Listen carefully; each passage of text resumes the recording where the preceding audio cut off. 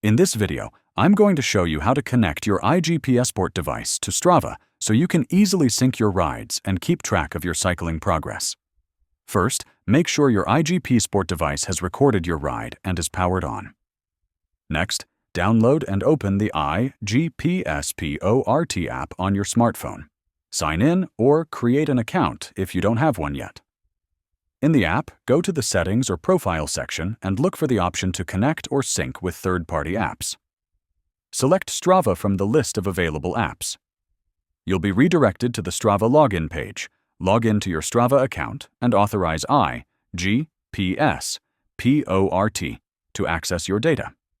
Once connected, your rides recorded on iGPSPORT will automatically sync to Strava whenever you upload them through the app.